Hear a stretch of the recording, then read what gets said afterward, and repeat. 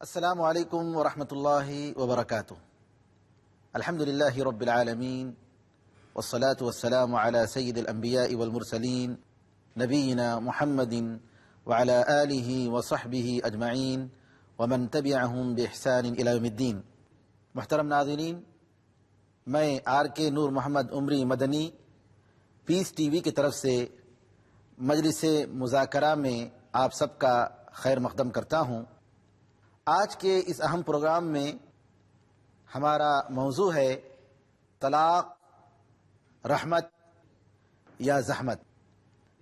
ہمارے ساتھ اس پروگرام میں شریک مذاکرہ ہیں مولانا ابو العاص وحیدی، فاضل دارالعلوم دیوبند، امیر ریاستی جمعیت اہل حدیث مشرقی یو پی، اور مولانا عبداللہ مدنی جھنڈا نگری، ناظم اعلیٰ مدرسہ خدیجۃ الکبریٰ اور چیف ایڈیٹر ماہنامہ نور توحید۔ تیسرے ہمارے شریک مجلس ہیں مولانا رضا اللہ عبد الکریم مدنی، استاذ حدیث، جامعہ سید نذیر حسین محدث دہلوی، پھاٹک حبش خان، دہلی۔ آپ علماء اکرام کا میں تہہ دل سے شکریہ کے ساتھ اس اہم پروگرام میں استقبال کرتا ہوں۔ طلاق رحمت ہے یا زحمت؟ اسلام سے پہلے بلکہ آج بھی بہت سارے ایسے نظام ہیں جن میں عورت اور مرد جب ایک بندھن میں جڑ جاتے ہیں تو ان کو کسی بھی حال میں ایک ساتھ رہنے پر، زندگی گزارنے پر مجبور کر دیا جاتا ہے۔ فطری تقاضوں کی بنا پر میاں بیوی کی زندگی میں بہت سارے ایسے موڑ اور مراحل آتے ہیں جس میں کبھی کبھی بہت سارے تجربات کے بعد، کئی نسخوں کے استعمال کے بعد دونوں کا رہنا مشکل بن جاتا ہے۔ تو آپ اس کے بارے میں کیا سمجھتے ہیں کہ یہ جو نظام ہے یہ جاہلیت کا نظام یا عورت اور مرد کو ہر حال میں باندھ رکھنے کا نظام یا ایک اسلام کا نظام؟ اس کے بارے میں آپ کا خیال ہے؟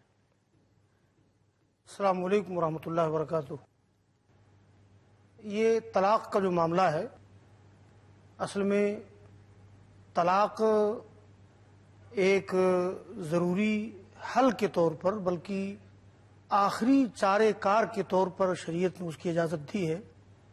جہاں تک معاملہ مختلف نظاموں کا ہے تو مختلف نظاموں کو اگر دیکھا جائے تو اس معاملے میں کہیں افراط ہے، کہیں تفریط ہے۔ اب جیسے دور جاہلیت میں لوگ بے شمار طلاق دیتے تھے، کئی سو طلاق دیتے تھے۔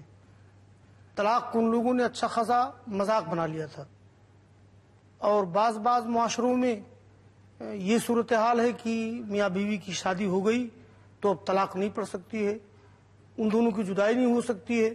حالانکہ جدائی کی ضرورت پڑتی ہے لیکن نظام کا دباؤ ہوتا ہے، سماج کا دباؤ ہوتا ہے، تو مجبوراً میاں بیوی بظاہر ساتھ تو رہتے ہیں لیکن عورت اور مرد میں تعلقات نہیں ہوتے ہیں۔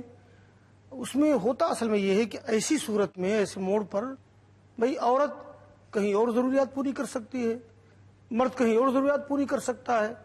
بظاہر تو میاں بیوی ہیں لیکن اور ان دونوں میں جدائی کی بھی کوئی شکل نہیں ہے اور نباہ بھی نہیں ہے، تو ظاہر سی بات ہے کہ اس میں غلط قسم کے اخلاق کے دروازے کھلیں گے۔ اسی لیے اس سلسلے میں مذہب اسلام نے طلاق کو آخری چارے کار کے طور پر پیش کیا ہے، جس کی ایک سماجی ضرورت ہے، ازدواجی زندگی کی ایک ضرورت ہے۔ یہ ہے اصل معاملہ۔ اس لیے اگر اسلامی شریعت کی روشنی میں طلاق کو دیکھا جائے، طلاق کو پڑھا جائے، اس کی جو تفصیلات ہیں ان کی روشنی میں یہ بات آتی ہے سامنے کہ طلاق یقیناً رحمت ہے، اس لیے کہ اسلام خود دین فطرت ہے۔ انسانوں کی نفسیاتی ضروریات، فطری ضروریات کا شریعت نے بڑا لحاظ رکھا ہے۔ دین فطرت ہونے کے ناطے ایک فطری ضرورت بھی ہے، طلاق ضرورت پڑتی ہے، تو اس لیے مذہب اسلام نے جو نظام پیش کیا ہے اس میں کوئی شبہ نہیں کہ وہ انسانوں کے لیے، مسلم سماج کے لیے، عالم انسانی کے لیے इंसानी समाज के लिए वो रहमत है, ज़ामत नहीं है।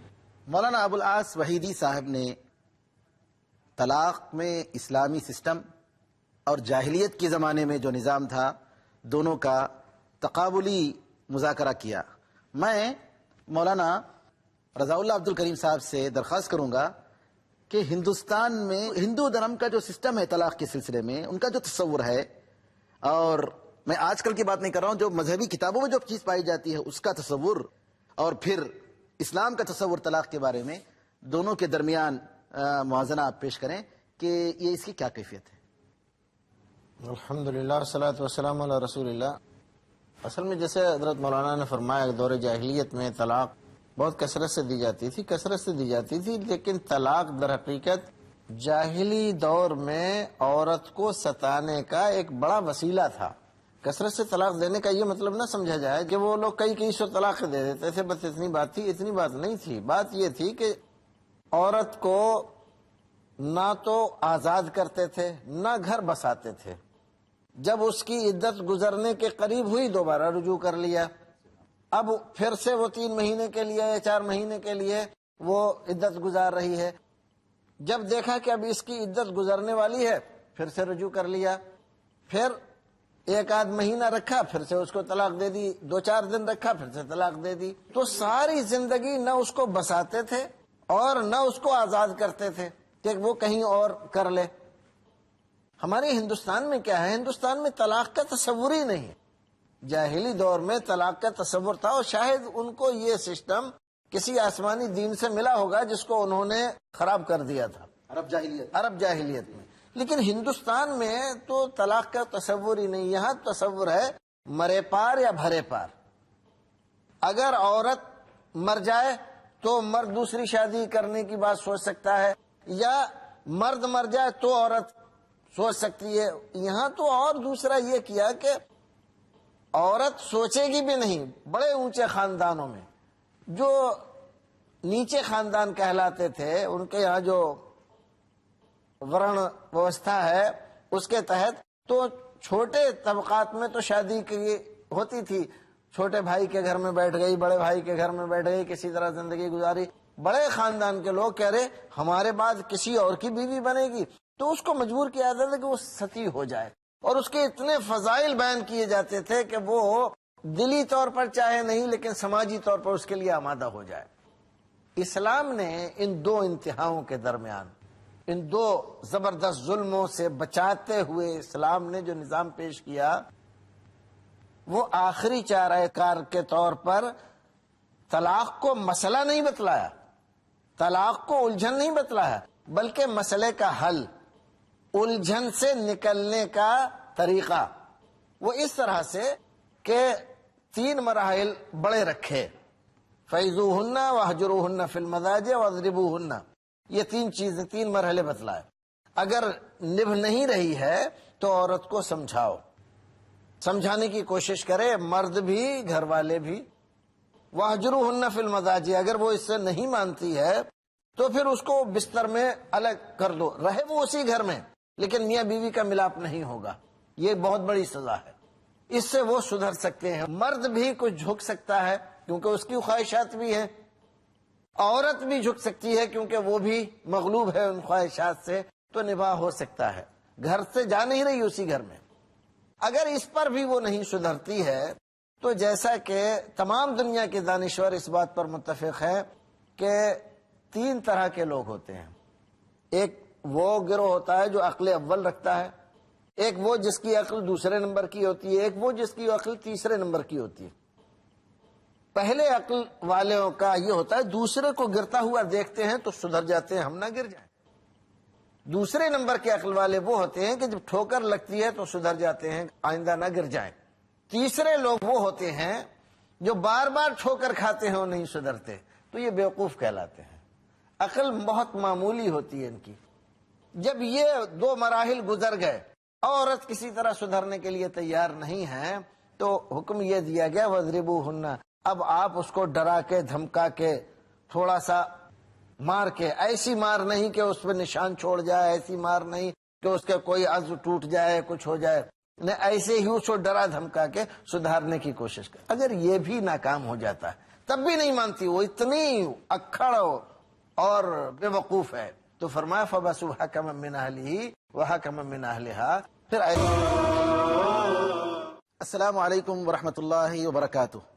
محترم ناظرین، ہمارا انتظار کرنے کا شکریہ. ہمارا موضوع تھا طلاق رحمت ہے یا زحمت. یہاں میں مولانا عبداللہ مدنی جھنڈا نگری حفظہ اللہ سے درخواست کروں گا، اسلام کا نظریہ طلاق، اس کی کیا کیفیت ہے؟ ذرا اس پر آپ روشنی ڈالیں. پہلی بات تو یہ کہ طلاق کن حالات میں ہم دیں، تو اس کے لیے ایک معیار مقرر ہے کہ نکاح کا مقصد کیا ہے. اللہ رب العالمین نے فرمایا وَمِنْ آیَاتِهِ أَنْ خَلَقَ لَكُم مِّنْ أَنفُسِكُمْ أَزْوَاجًا لِتَسْكُنُوا إِلَيْهَا، تاکہ تم سکون حاصل کرو. اب یہ سکون جہاں جہاں متاثر ہو رہا ہو وہیں سے یہ حالات پیدا ہو رہے ہیں کہ اب ہمارے درمیان ناچاقی ہے، غلط فہمیاں ہیں، اور شاید اب ساتھ ہم نہ رہ سکیں. اس کے لیے جیسا کہ حضرت مولانا نے فرمایا کہ مختلف مراحل ہیں، اور انسانی نفسیات کو مکمل ڈھنگ سے سامنے رکھتے ہوئے، چونکہ اسلام دین فطرت ہے، لیکن کن کن مراحل سے گزر سکتا ہے اور اصلاح کی صورت پیدا کرنا چاہتا ہے کہ جو غلط فہمی ہوئی ہے اور کسی کے پھوہڑ پن کی وجہ سے، کسی کی بد سلیقگی کی وجہ سے جو خرابیاں آ رہی ہیں اس کو دور کر لی جائیں. لیکن آخری حد یہ ہے کہ اب اس کو الگ کرنا ہے. اس سلسلے میں الگ کیسے کریں؟ تو اسلام کی کچھ واضح تعلیمات ہیں، اگر ان کو ہم سامنے نہیں رکھ سکیں گے تو یقیناً اسلامی معاشرے میں بہت سارا فساد پیدا ہو جائے گا. آپ کے کلام میں میں ذرا دخل دینا چاہ رہا ہوں، آپ اپنا کلام جاری رکھیں. مولانا نے جو قرآن کریم کی آیت تلاوت فرمائی وَمِنْ آيَاتِهِ أَنْ خَلَقَ لَكُم مِّنْ أَنفُسِكُمْ أَزْوَاجًا لِتَسْكُنُوا إِلَيْهَا وَجَعَلَ بَيْنَكُم مَّوَدَّةً وَرَحْمَةً، یعنی تمہارے درمیان محبت اور رحمت کو اللہ نے ڈال دیا. جی میاں بیوی کی زندگی کی گاڑی کے دو پہیے ہیں. ایک خاندان کی گزارنے کے لیے یہ دونوں چیزوں کا رہنا ضروری ہے، محبت ایک اور دوسرا پہیہ ہے رحمت. زندگی میں ایسے بہت سارے مراحل آتے ہیں کہ انسان ایک دوسرے سے مشترکہ زندگی میں ناچاقی ہو جاتی ہے. اللہ تعالیٰ نے یہ فرمایا کہ اللہ تعالیٰ نے ہمارے درمیان، میاں بیوی کے درمیان محبت اور رحمت کو ڈال دیا. میاں بیوی کے درمیان طبعی طور پر محبت ہونی چاہیے، ضروری ہے. میاں بیوی سے محبت کرے اور بیوی اپنے شوہر سے محبت کرے، اسی سے اس کو سکون حاصل ہوگا. جی اسی طریقے سے سکون حاصل ہوگا. اور اگر کسی جگہ کسی سبب کی وجہ سے محبت میں کمی آ گئی، رحمت کا پہلو آنا چاہیے، رحم کرنا چاہیے کہ انسان کمزور ہے. شوہر اپنی کمزور بیوی کو دیکھ کر یہ سمجھے کہ یہ بیچاری کمزور عورت ہے اور اس پر رحم کرنا چاہیے. اور اسی طریقے سے بیوی اپنے شوہر کو دیکھ کر یہ کہے بیچارے سے غلطی ہو گئی، ایڈجسٹ کرنا ضروری ہے. اگر یہ دو پہیے متاثر ہو جاتے ہیں، یہاں اگر کچھ خلل آ جاتا ہے تو اس وقت مسائل کے پہاڑ جمع ہو جاتے ہیں. معاف کرنا میں نے دخل دیا آپ کی بات میں. ڈاکٹر صاحب، یہاں قرآنی تعلیمات میں جو مودت کا لفظ اور رحمت کا استعمال کیا گیا ہے، آپ دیکھتے ہوں گے کہ عام طور سے ہم اردو دا طبقہ عشق اور محبت اور کسی سے تعلق کے لیے اپنا جو اظہار کرنا چاہتا ہے وہ یہی سب الفاظ ہیں. لیکن قرآن نے جس مودت کا استعمال کیا یہ انتہائی اعلیٰ درجہ ہے. وہ یہ نہیں دیکھتا ہے کہ ادھر سے بھی ہماری طرف ہے کہ نہیں ہے، وہی جذبہ شامل ہے کہ نہیں ہے. وہ محبوب ہے اور اس سے محبت وہ کر رہا ہے، اور یہ مودت اور پھر اس کے بعد رحمت، شفقت کہ اگر اس کی کوئی کمی ہے، کوئی کمزوری ہے تو وہ پھر یہ رحمت اس کو بچا لیتی ہے. تو سکون حاصل کرنا جہاں جہاں یہ چیز متاثر ہو رہی ہو تو اب وہاں طلاق کا موقع آ جائے گا. پھر وہ مختلف مراحل سے گزرتے ہوئے اب سوال یہ پیدا ہوتا ہے کہ طلاق کن حالات میں کیسے دی جائے، اس کا کیا طریقہ کار ہے. چونکہ امت میں یہ مسئلہ بھی انتہائی اہم ہے اور بہت ہی متنازع فی اور مختلف فی ہے، اور اس پر تھوڑی سی گفتگو بہت ہی زیادہ حساس ہے. اللہ آپ کو جزائے خیر دے. اور مسلم معاشرے میں اس سے بہت ساری خرابیاں بلکہ بے حیائی کی کئی صورتیں رونما ہو گئی ہیں. تو اسلام یہ چاہتا ہے کہ اگر ایسا موقع آ گیا ہے، آپ ان مراحل سے گزر چکے ہیں، ایسا نہیں ہے کہ جیسے معاشرے میں رائج ہے طلاق طلاق طلاق کہہ دیا اور عورت کو اس کے گھر بھیج دیا، ایسا نہیں. اسلام یہ چاہتا ہے کہ جب ایسا موقع آ جائے کہ اب طلاق دینا ہی ہے تو اس میں اس مدت کا انتظار کرنا پڑے گا کہ عورت پاک و صاف ہو جائے. ایام جو اس کے ہوتے ہیں وہ ایام نہ ہوں، طہر کی حالت میں خاتون ہوں اور اس میں قربت نہ ہوئی ہو. تو سنت کا طریقہ یہ ہے کہ اب اس کو ایک طلاق وہ دے. ایک طلاق یعنی 100 یا 3 یا 4 یہ سنی طریقہ ہے. ایک طلاق دے اس کو، اور اس کے بعد وہ بیوی اسی گھر میں رہے گی. اس کا کھانا پینا نان نفقہ جو کہا جاتا ہے وہ سب اسی گھر میں اسے میسر ہوگا. اور اسلام نے یہ رعایت کی ہے اس لیے کہ وہ گھر میں رہے گی، شب و روز کے معمولات ہوں گے اور وہ سامنے آئے گی. پہلے اس کے ساتھ ہم زندگی کے بڑے قیمتی اور پرلطف لمحات گزار چکے ہیں. تو وہ بیوی کوئی کمزوری نے آپ کو مجبور کیا ہوگا کہ آپ طلاق دے دیں. کئی خوبیاں اب سامنے آ سکتی ہیں. 3 مہینے کی مدت گزر گئی، ایک ہی طلاق دیا ہے، ایک طلاق دے دیا، اور اس کے بعد 1 مہینے گزری، دوسری گزری، تیسری گزری، اس میں خاموشی رہی. تو اب وہ پھر نئے سرے سے اگر وہ لانا چاہے گا تو اس کو جدائی ہو گئی، دونوں اس کی جدائی ہو گئی. اب وہ اس میں جس طرح نکاح نیا کیا جاتا ہے اسی طرح سے نئے مہر کے ساتھ. مولانا کا کہنے کا مطلب یہ ہے یعنی میاں بیوی کے درمیان جدائی آنے کے لیے یہ ضروری نہیں ہے کہ ایک ساتھ 3 طلاق دے دیا جائے. ایک ہی طلاق سے اس کو یوں سمجھیے کہ ممانعت ہے. ہاں بلکہ نہیں کرنا چاہیے. ہاں یہ سمجھیے کہ ایک طلاق صرف اگر ایک طلاق دیں گے، ایک بار ایک طلاق، اور اس کے بعد رجوع نہیں ہوا ہے تو اس کے بعد بھی جب میاں بیوی کے درمیان جدائی ہو جاتی ہے، اسی سے جدائی ہو سکتی ہے. ایک طلاق سے دونوں کے درمیان، میاں بیوی کے درمیان مکمل طور پر جدائی ہو سکتی ہے. ظاہر سی بات ہے عدت گزرنے کے بعد، لیکن دوبارہ ملنے کا اس میں موقع ہے. جی میاں بیوی کا دوبارہ ملنے کا امکان ہے. وہ کیسے کہ اثر نو جب عدت ختم ہو جائے تو شوہر اگر شادی کرنا چاہتا ہے، اب جو ہے بیوی کو چاہیے کہ اگر وہ اسی سے اپنا نبھانا چاہتی ہے، نکاح کرنا چاہتی ہے، اثر نو دوبارہ باقاعدہ نکاح ہو، گواہ ہو، اور نکاح کے بعد اثر نو وہ لوگ اپنی زندگی گزار سکتے ہیں. اور رضا اللہ سے میں درخواست کروں گا کہ طلاق کا جو بقیہ جو مسئلہ ہے اس کو واضح کریں. دیکھیے، طلاق کو آخری چارہ کار کے طور پر شریعت نے استعمال کرنے کی اجازت دی ہے. جب کوئی صورت نباہ کی نہ بنتی ہو تو آپ طلاق کا حق استعمال کریں. اور میاں اور بیوی کو جو وجہ سکون قرار دیا گیا تھا، اب سکون نہیں، ٹینشن ہو رہی ہے دونوں کو. یہ بھی چاہتا ہے الگ ہو جائے، وہ بھی چاہتی ہے الگ ہو جائے، تو شریعت ان کو ساری زندگی ایک عذاب میں مبتلا کرنے کی اجازت نہیں دیتی. اجازت دیتی ہے کہ آپ اب اتنے سارے مراحل سے گزرنے کے بعد طلاق دینا چاہتے ہیں، آپ طلاق دے دیجئے، لیکن طلاق صرف ایک دیجئے، وہ بھی طہر کی حالت میں دیجئے. بہتر ہے کہ آپ اس کے لیے گواہ بھی لائیے، کیونکہ ایسا بھی کبھی ہوتا ہے کہ عورت انکار کر رہی ہے کہ نہیں مجھے طلاق نہیں دی. وہ مرد کبھی طلاق دے دی لیکن بعد میں کسی نے اس کو سمجھایا، وہ انکار کرتا میں نے طلاق نہیں دی. اور اس دونوں اعتبار سے شریعت میں بڑا مسئلہ گڑبڑ ہو جاتا ہے. تو بہتر ہے کہ اس میں گواہ متعین کرے اور رکھے.